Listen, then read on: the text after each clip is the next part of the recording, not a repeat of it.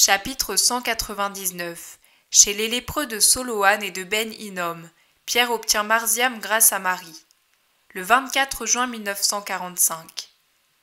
La splendide matinée invite vraiment à se promener et à sortir des lits et des maisons. Comme autant d'abeilles au premier soleil, les habitants de la maison de Simon le Zélote se lèvent en vitesse et sortent respirer l'air pur dans le verger de Lazare qui entoure le petit logis hospitalier.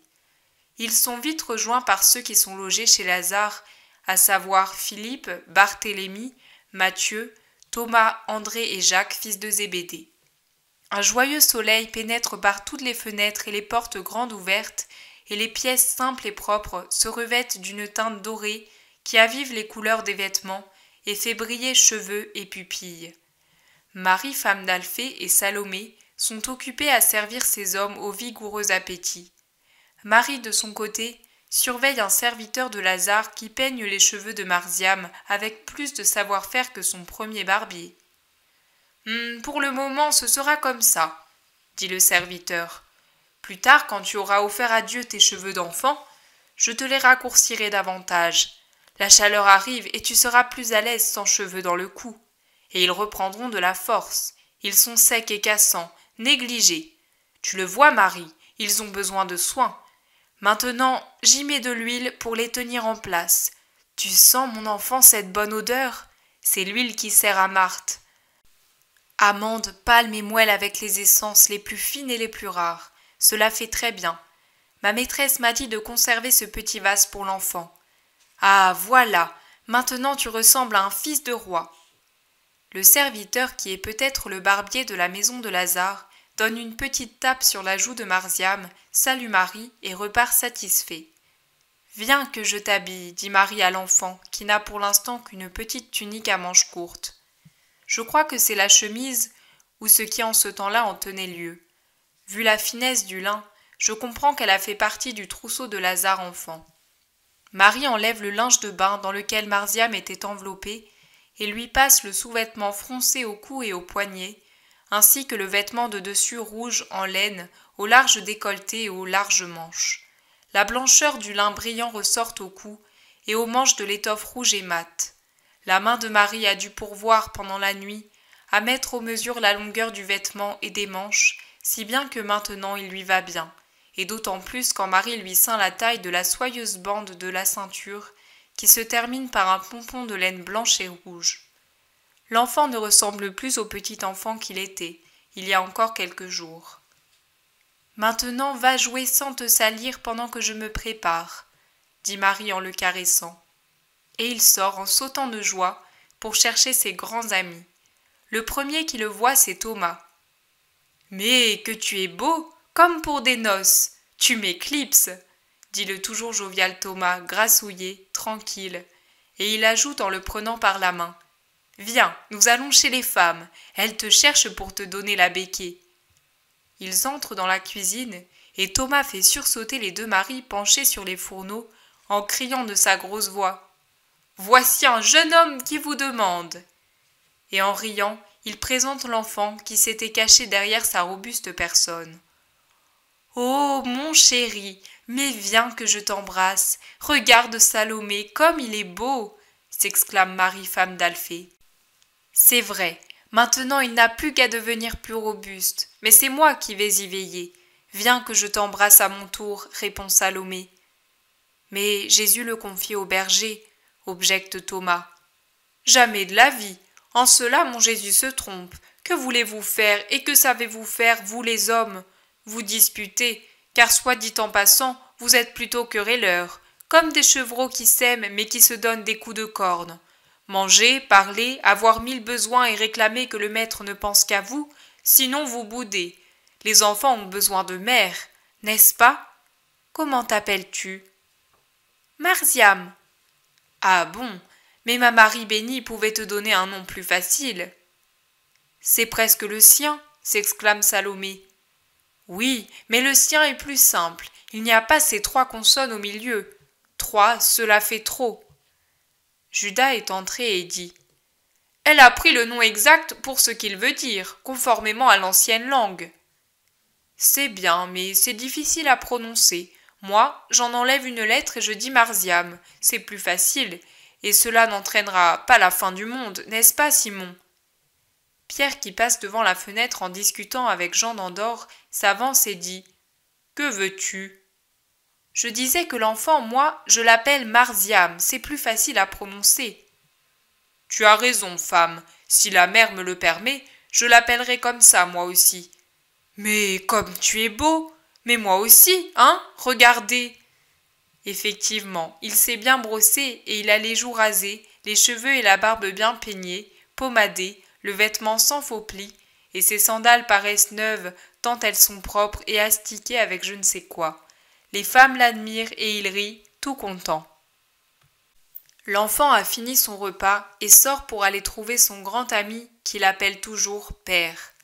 Voici Jésus qui arrive de la maison de Lazare avec ce dernier, et il dit à l'enfant qui court à sa rencontre « Que la paix soit entre nous, Marziam, donnons-nous le baiser de paix. » Lazare, salué par l'enfant, lui fait une caresse et lui donne une friandise. Tous se réunissent autour de Jésus. Marie, habillée d'un vêtement de laine de couleur turquoise sur lequel est drapé un manteau plus foncé, s'avance elle aussi en souriant vers son fils. « Nous pouvons y aller, dit Jésus. Toi, Simon, avec ma mère, et l'enfant, si tu tiens à faire ton achat, même maintenant que Lazare y a pourvu. » Mais certainement, et puis je pourrais dire que pour une fois, j'aurais pu accompagner ta mère. C'est un grand honneur. Alors vas-y. Toi, Simon, tu vas m'accompagner chez tes amis lépreux. Oh, vraiment, maître? Alors, si tu le permets, je cours devant pour les rassembler. Tu me rejoindras. Tu sais bien où ils se trouvent. C'est bien, vas-y. Que les autres fassent ce qui leur plaît. Vous êtes tous libres jusqu'à mercredi matin. À l'heure de tierce, tout le monde à la porte dorée. Moi, je viens avec toi, maître, intervient Jean. Moi aussi, dit son frère Jacques. Et nous aussi, déclarent les deux cousins. Moi aussi je viens, dit Mathieu, et avec lui André. Je voudrais bien venir moi aussi, mais si je vais faire l'achat, c'est impossible, dit Pierre pris entre deux désirs. Cela peut s'arranger. D'abord nous allons chez les lépreux. Pendant ce temps, ma mère et l'enfant vont dans une maison amie d'Ophèle. Après cela, nous la rejoindrons et tu partiras avec elle, pendant que les autres et moi, nous nous rendrons chez Jeanne. Nous nous retrouverons à Gethsémani pour le repas, et vers le crépuscule, nous reviendrons ici. Moi, si tu le permets, je vais trouver quelques amis, intervient Judas. Mais je l'ai dit, faites ce que vous voulez. Alors moi, j'irai chez des parents. Peut-être mon père est-il déjà arrivé. Si c'est le cas, je te l'amènerai, dit Thomas. Nous deux, qu'en dis-tu, Philippe? Nous pourrions aller chez Samuel. D'accord, répond Philippe à Barthélemy. Et toi, Jean, demande Jésus à l'homme d'Andorre, préfères-tu rester ici pour ranger tes livres ou m'accompagner? Vraiment, je préférerais t'accompagner. Les livres me plaisent déjà moins. Je préfère te lire, toi, le livre vivant. Alors viens. Adieu, Lazare.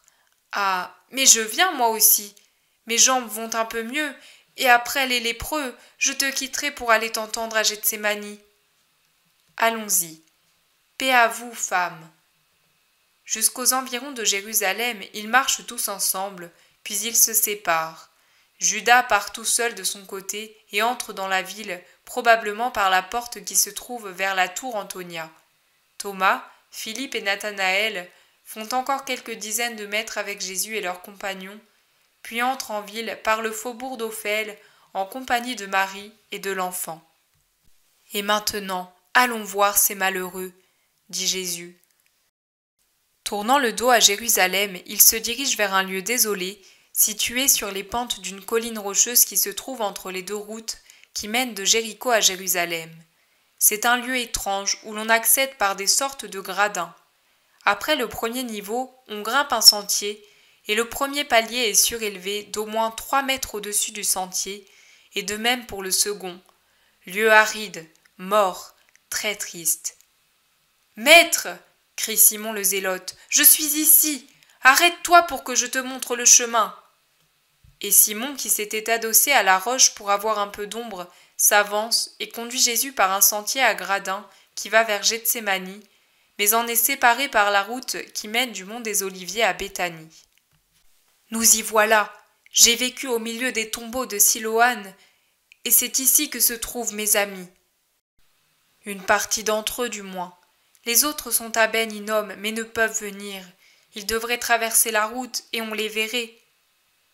Nous irons aussi les trouver. Merci pour eux et pour moi.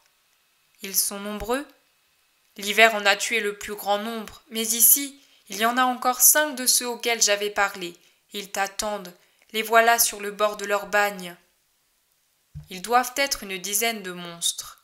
Je dis doivent être, car s'il y en a 5 debout qu'on distingue bien, on voit si mal les autres à cause de la grisaille de leur peau, de la difformité de leur visage qui émerge à peine de la pierraille, qu'il pourrait être plus ou moins de 5. Parmi ceux qui se tiennent debout, il y a une seule femme.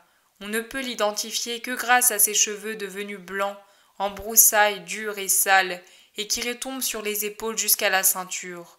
Pour le reste, rien n'indique le sexe, car la maladie, très avancée, en a fait presque un squelette et supprimé toute courbe féminine. Ainsi en est-il des hommes, dont un seul présente un reste de moustache et de barbe. Les autres ont été rasés par cette maladie destructrice.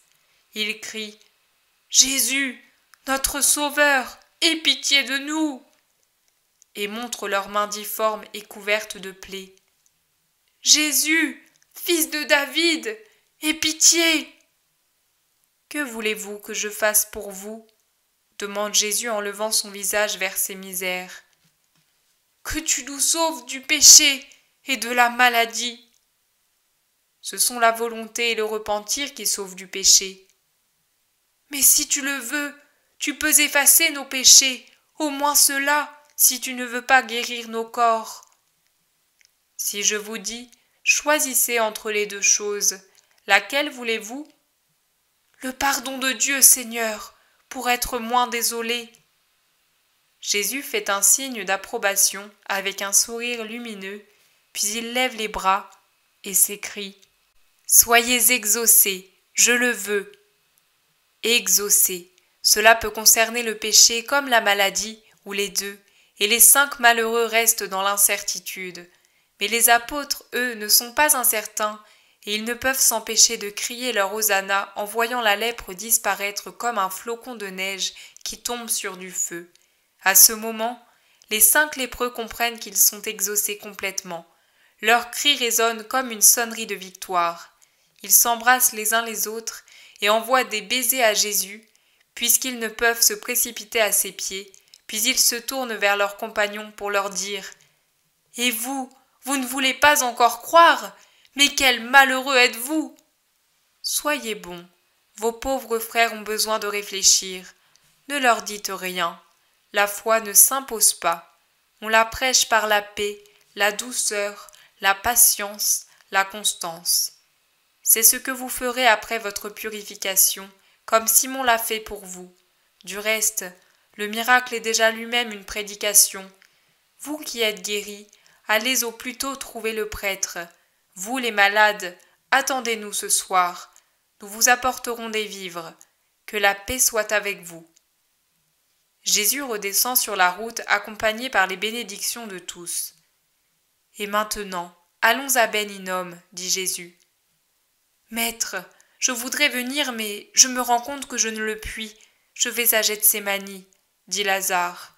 « Vas-y, va Lazare, que la paix soit avec toi. » Pendant que Lazare s'éloigne lentement, l'apôtre Jean dit « Maître, je l'accompagne, il est fatigué et le chemin n'est pas très bon. Je te rejoindrai ensuite à Ben Hinnom. »« Bien, vas-y, allons. » Il passe le Cédron, longe le côté sud du mont Tophée et pénètre dans la petite vallée toute remplie de tombeaux et d'ordures, sans un arbre, sans rien, sur ce côté méridional qui fasse écran au soleil. Il darde ses rayons et rend brûlantes les pierres de ces nouvelles terrasses d'enfer, à la base desquelles fument des feux pestilentiels qui augmentent encore la chaleur. À l'intérieur de ces tombeaux, pareils à des fours crématoires, Il y a de pauvres corps qui se consument. Siloam doit être sinistre en hiver, humide comme il l'est et tourné presque vers le nord, mais ce doit être terrible en été. Simon le Zélote pousse un cri d'appel, et d'abord 3, puis 2, puis 1, et un autre encore viennent, comme ils le peuvent, jusqu'à la limite prescrite. Ici il y a 2 femmes, dont l'une tient par la main une horreur d'enfant dont la lèpre a atteint particulièrement le visage. Il est déjà aveugle. Il y a aussi un homme de noble allure, malgré sa misérable condition. Il prend la parole au nom de tous. Que soit béni le Messie du Seigneur qui est descendu dans notre géhenne pour en tirer ceux qui espèrent en lui. Sauve-nous, Seigneur, que nous ne périssions pas. Sauve-nous, Sauveur, roi de la souche de David, roi d'Israël, aie pitié de tes sujets. Ô toi le bourgeon de la tige de Jessé, dont il est dit que quand tu viendras, il n'y aura plus de mal. Étends ta main pour recueillir ces restes de ton peuple. Fais disparaître de nous cette mort, essuie nos larmes, puisque c'est ce qui a été dit de toi. Appelle-nous, Seigneur, à tes bons pâturages, à tes douces eaux, car nous sommes assoiffés. Emmène-nous sur les collines éternelles, où il n'y a plus ni faute ni souffrance. Aie pitié, Seigneur. Qui es-tu? Jean, du temple. J'ai été contaminé peut-être par un lépreux. Comme tu le vois, c'est depuis peu que la maladie est en moi. Mais eux, certains attendent la mort depuis des années, et cette petite est ici depuis le temps où elle ne savait pas encore marcher. Elle ne connaît pas la création de Dieu. Tout ce qu'elle connaît, ou dont elle se souvient des merveilles de Dieu, ce sont ces tombeaux, ce soleil impitoyable et les étoiles de la nuit. Pitié pour les coupables comme pour les innocents, Seigneur, notre Sauveur. Ils se sont tous agenouillés, mains tendues. Jésus pleure sur tant de misère, puis il ouvre les bras en s'écriant « Père, je le veux, le salut, la vie, la vue et la sainteté pour eux. » Il reste ainsi, bras ouverts, dans une prière intense de toute son âme. Il semble s'affiner et s'élever en priant, flamme d'amour blanche et puissante dans la puissante lumière dorée du soleil. « Maman, je vois !» C'est le premier cri auquel répond celui de sa mère qui presse contre son cœur l'enfant guéri, puis le cri des autres et celui des apôtres. Le miracle est accompli. Toi, Jean, qui es prêtre, tu conduiras tes compagnons pour le rite. Que la paix soit avec vous. À vous aussi nous apporterons des vivres dans la soirée. Il les bénit et se dispose à s'éloigner. Mais Jean le lépreux s'exclame. « Je veux marcher sur tes pas. Dis-moi ce que je dois faire, où je dois me rendre pour parler de toi. » Sur cette terre désolée et nue qui a besoin de se convertir au Seigneur, que la ville de Jérusalem soit ton champ d'action. Adieu. Et maintenant, allons trouver ma mère, dit-il ensuite aux apôtres. Mais où est-elle? Demandent plusieurs. Dans une maison que j'en connais, chez la jeune fille guérie l'an dernier. Il pénètre dans la ville, parcourt une bonne partie du faubourg populeux d'Ophel jusqu'à une petite maison blanche. Tout en prononçant sa douce salutation, Jésus entre dans la maison, dont la porte est entr'ouverte. Il en sort la douce voix de Marie, celle argentine d'Analia et celle plus rude de sa mère. La jeune fille se prosterne en adorant, sa mère s'agenouille, Marie se lève. Elle voudrait retenir le maître et sa mère, mais sur la promesse de revenir un autre jour, Jésus les bénit et prend congé. Tout content, Pierre part avec Marie. Ils tiennent tous deux l'enfant par la main et ressemblent à une famille heureuse. Beaucoup de gens se retournent pour les observer. Jésus les regarde partir avec un sourire. « Simon est ravi !» s'exclame Simon le Zélote. « Pourquoi souris-tu, maître ?» demande Jacques, fils de Zébédée. « Parce que je vois dans ce groupe une grande promesse. »« Quelle promesse, mon frère? Que vois-tu » demande Jude. « Voici ce que je vois. Je pourrai m'en aller tranquille quand viendra l'heure. Je ne dois pas craindre pour mon Église. À ce moment-là, elle sera petite et chétive comme Marziam. mais ma mère sera là pour la tenir, comme cela par la main, et lui servir de mère, et il y aura Pierre pour lui servir de père. Dans sa main honnête et calleuse, je peux sans aucun souci mettre la main de mon Église naissante. Pierre lui donnera la force de sa protection, ma mère la force de son amour, et l'Église grandira, comme Marziam. C'est vraiment l'enfant symbole. Que Dieu bénisse ma mère, mon Pierre et leur enfant, notre enfant. Maintenant, allons chez Jeanne. Et nous voilà de nouveau le soir venu dans la petite maison de Béthanie. Plusieurs, fatigués, se sont déjà retirés. Mais Pierre fait les 100 pas sur le sentier. Il lève très souvent la tête vers la terrasse où sont assis, parlant ensemble, Jésus et Marie. Jean d'Andorre, de son côté, discute avec Simon le Zélote, assis avec lui sous un grenadier tout en fleurs. Marie a déjà beaucoup parlé, car j'entends Jésus lui dire « Tout ce que tu m'as dit est très juste, et j'en garderai la justesse à l'esprit. Au sujet d'Analia aussi, j'estime que ton conseil est juste. Que l'homme l'ait accueilli avec tant de promptitude, c'est bon signe. Vraiment, la haute société de Jérusalem est fermée et rancunière, je pourrais même dire remplie d'ordures. Mais dans son petit peuple, il y a des perles d'une valeur inestimable. Je suis content qu'Analia soit heureuse. C'est une femme qui appartient davantage au ciel qu'à la terre, et peut-être l'homme, maintenant qu'il juge selon l'esprit, s'en rend-il compte et en éprouve-t-il un respect révérentiel. Son idée de partir ailleurs pour ne pas troubler par quelque sentiment humain le vœu pur de sa fiancée le prouve. Oui, mon fils, l'homme perçoit le parfum virginal. Je me souviens de Joseph. Je ne savais pas par quels mots m'exprimer. Lui ne connaissait pas mon secret.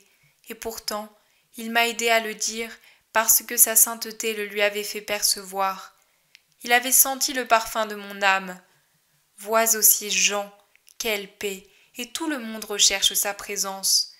Même Judas, bien que... Non, mon fils, Judas n'a pas changé. Je le sais, et tu le sais. Nous n'en parlons pas pour ne pas commencer la guerre. Mais même sans en parler, nous savons. Et même si nous n'en parlons pas, les autres en ont l'intuition. Oh, mon Jésus, les jeunes m'ont raconté aujourd'hui à Gethsémani l'épisode de Magdala et celui de la matinée du sabbat. L'innocence parle parce qu'elle voit par les yeux de son ange gardien. Mais les plus âgés aussi se rendent compte. Ils n'ont pas tort. C'est un être fuyant. Tout en lui est fuyant. Et j'ai peur de lui. J'ai sur les lèvres les mêmes paroles que Benjamin à Magdala et que Marziam à Gethsémani, car j'éprouve pour Judas la même répulsion que les enfants. Ils ne peuvent tous être comme Jean. Je ne le prétends pas, ce serait le paradis sur terre. Mais vois, tu m'as parlé de l'autre Jean, un homme qui a tué, mais il me fait seulement pitié. Judas, lui, me fait peur. Aime-le, mère, aime-le par amour pour moi. Oui, mon fils, mais mon amour ne servira pas non plus. Ce sera seulement une souffrance pour moi et pour lui une faute. Ah, pourquoi est-il entré? Il trouble tout le monde, offense Pierre qui est digne de respect. Oui, Pierre est très bon. Pour lui, je ferai n'importe quoi, parce qu'il le mérite. S'il t'entendait, il dirait avec un bon sourire franc « Ah, Seigneur, ce n'est pas vrai !» Et il aurait raison. Pourquoi, mère? Mais Jésus sourit déjà, car il a compris. Parce que tu ne lui fais pas le plaisir de lui donner un fils, il m'a confié tous ses espoirs, tous ses désirs et tous tes refus. Et il ne t'a pas dit la raison qui les justifie? Si, il me l'a confié et il a ajouté « C'est vrai, mais je suis un homme, un pauvre homme. Jésus s'obstine à voir en moi un grand homme, mais je sais que je suis très mesquin et à cause de cela, il pourrait me donner un fils. Je me suis marié pour cela, je vais mourir sans en avoir. » Pierre me montrait l'enfant, qui, heureux du beau vêtement que Pierre lui avait acheté, l'avait embrassé en l'appelant « Mon père que j'aime », et il m'a confié « Tu vois quand ce petit être, qu'il y a 10 jours je ne connaissais pas encore, me parle comme cela, Je me sens devenir plus tendre que le beurre et plus doux que le miel, et je pleure car chaque jour qui passe éloigne de moi cet enfant. » Marie se tait et elle observe Jésus, étudiant sa physionomie, attendant une parole. Mais Jésus a mis son coude sur son genou, sa tête appuyée sur sa main, et il regarde l'étendue verte du verger. Marie lui prend la main, la caresse et dit « Simon a ce grand désir. Pendant que je marchais avec lui, il n'a pas cessé de m'en parler, et avec des raisons si justes que je n'ai rien pu dire pour le faire taire. C'étaient les mêmes raisons que nous invoquons toutes, nous les femmes et les mères. L'enfant n'est pas robuste. S'il avait été comme toi, ah, alors il aurait pu s'avancer sans crainte vers la vie de disciple. Mais qu'il est chétif, très intelligent, très bon, mais rien de plus. Quand un tourtereau est délicat, il ne peut prendre son envol tout de suite comme le font les forts. Les bergers sont bons, mais ce sont toujours des hommes. Les enfants ont besoin des femmes. Pourquoi ne le laisses-tu pas à Simon? Tant que tu lui refuses un enfant vraiment né de lui, j'en comprends la raison. Un petit, pour nous, c'est comme une ancre, et Simon, destiné à un si grand rôle, ne peut avoir d'encre qui le retienne. Néanmoins, tu dois convenir qu'il faut lui être le père de tous les enfants que tu lui laisseras. Comment peut-il être père s'il n'a pas été à l'école d'un enfant? Un père doit être doux. Simon est bon, mais pas doux. C'est un impulsif et un intransigeant. Il n'y a qu'un enfant qui puisse lui enseigner l'art subtil de la compassion pour les faibles. Considère le sort de Simon. C'est bien ton successeur. Oh, je dois pourtant le dire, ce mot atroce. Mais pour toute la souffrance qu'il m'en coûte pour le dire, écoute-moi. Jamais je ne te conseillerai quelque chose qui ne serait pas bon. Marziam, tu veux en faire un parfait disciple, or c'est encore un enfant. Toi, tu t'en iras avant qu'il ne devienne un homme. Alors à qui le confier plutôt qu'à Simon pour compléter sa formation? Enfin, tu sais quelle tribulation ce pauvre Simon a subie, même à cause de toi, de la part de sa belle-mère, et pourtant, il n'a pas repris la plus petite parcelle de son passé, de sa liberté depuis 1 an, pour que sa belle-mère, que même toi n'as pu changer, le laisse en paix. Et sa pauvre épouse, ah, elle a un tel désir d'aimer et d'être aimée. Sa mère, ah, son mari, un cher autoritaire, jamais la moindre affection qui lui soit donnée sans trop exiger. Pauvre femme, laisse-lui l'enfant. Écoute, mon fils, pour le moment nous l'emmenons avec nous.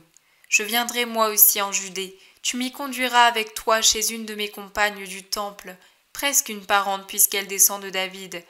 Elle réside à Beth-sur. Je la reverrai volontiers si elle vit encore. Après cela, à notre retour en Galilée, nous le confierons à Porphyrée. Quand nous serons dans les environs de Bethsaïde, Pierre le prendra. Quand nous viendrons ici, au loin, l'enfant restera avec elle. Ah, mais tu souris maintenant, alors tu vas faire plaisir à ta maman. Merci, mon Jésus. Oui, qu'il soit fait comme tu le désires. Jésus se lève et appelle d'une voix forte. Simon, fils de Jonas, viens ici. Pierre sursaute et monte en vitesse l'escalier. Que veux-tu, maître? Viens ici, usurpateur et corrupteur. Moi? Pourquoi? Qu'ai-je fait, Seigneur? Tu as corrompu ma mère, c'est pour cela que tu voulais être seul.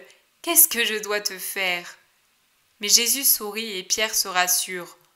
Oh, dit-il, tu m'as réellement fait peur, mais maintenant tu ris. Que veux-tu de moi, maître? Ma vie? Je n'ai plus qu'elle puisque tu m'as tout pris. Mais si tu la veux, je te la donne. Je ne veux pas t'enlever, mais te donner. Toutefois, n'abuse pas de ta victoire et n'en donne pas le secret à d'autres, homme rempli de fourberie qui triomphe du maître par l'arme de la parole maternelle. Tu auras l'enfant, mais... Jésus ne peut continuer, car Pierre qui était à genoux saute sur ses pieds et embrasse Jésus avec une impétuosité telle qu'il lui coupe la parole. C'est elle qu'il te faut remercier, pas moi. Mais rappelle-toi que cela doit être pour toi une aide, pas un obstacle.